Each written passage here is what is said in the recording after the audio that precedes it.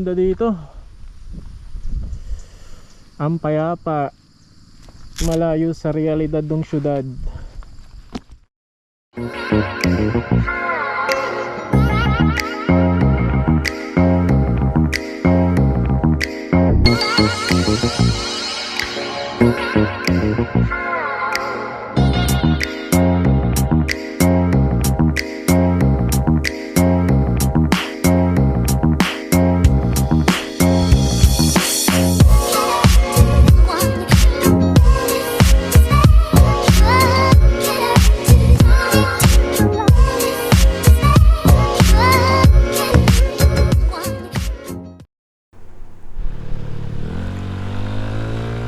Hello mga boss.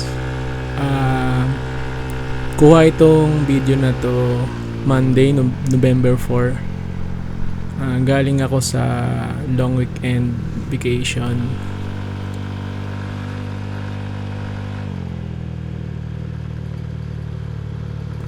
Ayan, kung makikita nyo, yan yung dulo ng Marilaki pag nag-rides kayo pa Infanta. Ito yung dulo. So ngayon, pabalik na ako ng Manila. And sa mga nagtatanong nga pala mga boss, marami nagtatanong bakit daw laging Infanta yung long rides ko. Yung laging dito, yung pinupuntahan ko. Sa mga hindi nakakaalam kasi tubong Infanta po ako. Sa Infanta po ako pinanganak at lumaki. So ayun, kaya mapapansin nyo laging madalas kong content is dito sa Marilaki pa uwi sa amin. So yan, nung medyo tinanghali ako niya ng gising, and hindi rin naman ako ginising ng nanay ko dahil maulan nga, and maswerte at nung patanghali na medyo yan mainit-init na, and hindi na ganun kabasa yung daan. So ayun, ayan, habang binabaybay ko yan, titigil ako dito para ipakita ko sa inyo yung Agus River.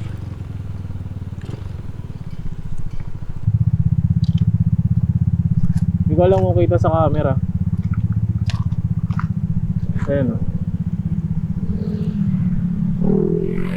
Ganda o. Ayun. Kapag sobrang lakas ang ulan, umaapaw yan. Way back 2004, may bagyo. Umaapaw yung Agus River. Tapos, syempre alam naman natin pag umaapaw yung ilog, di ba? Bumabaha sa mga karating bayan. Ayan.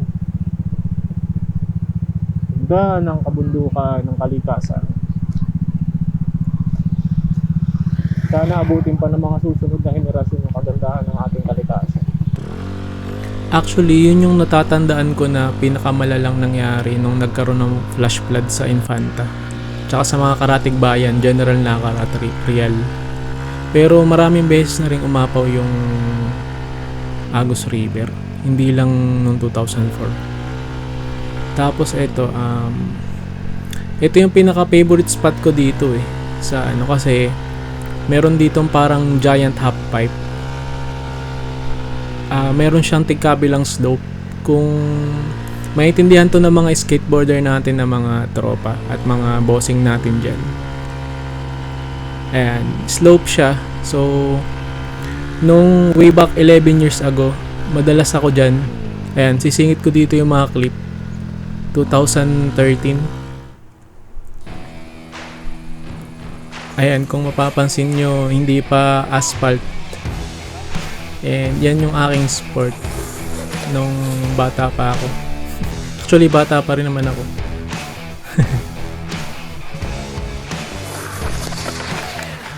Medyo hardcore ang galawan natin dun.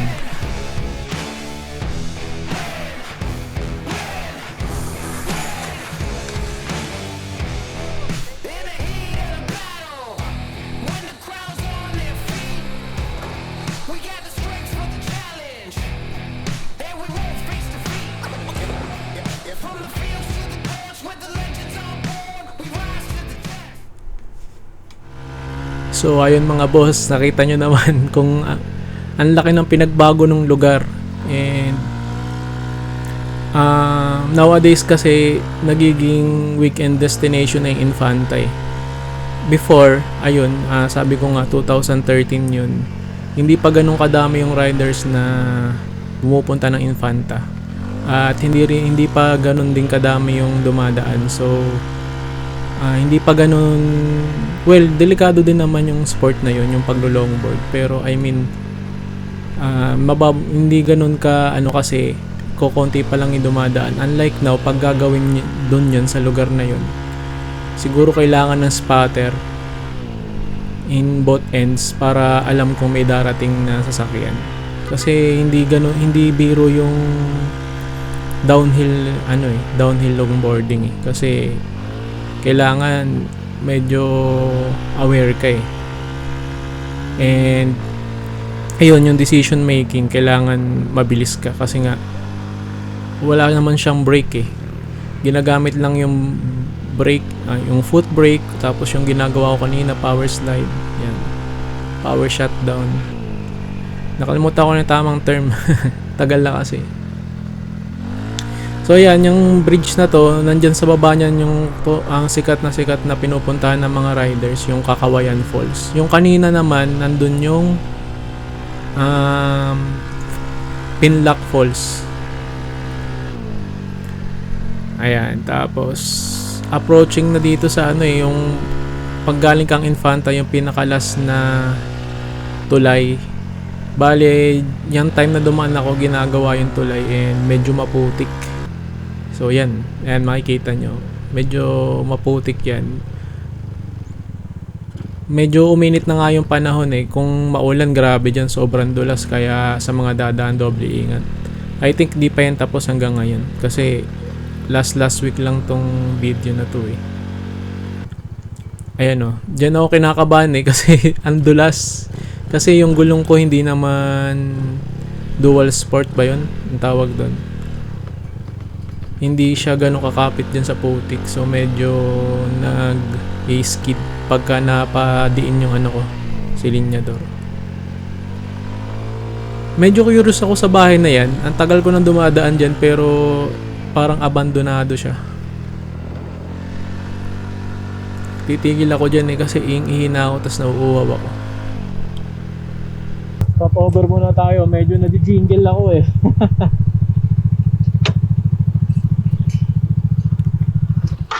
Ang ganda dito. Ang payapa.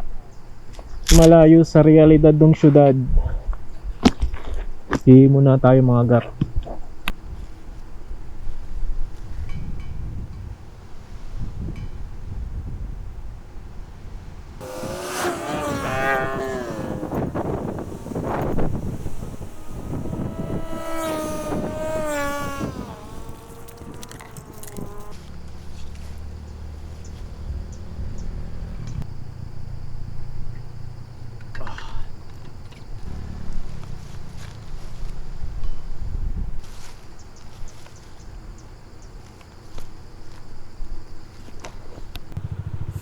Ayun, larga ulit.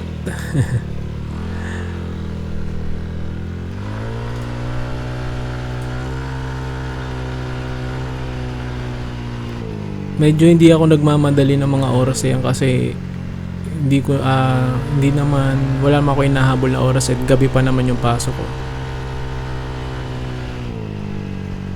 So ayan, enjoy muna natin yung mga banking. Hindi ako magaling bumangking pero ayan.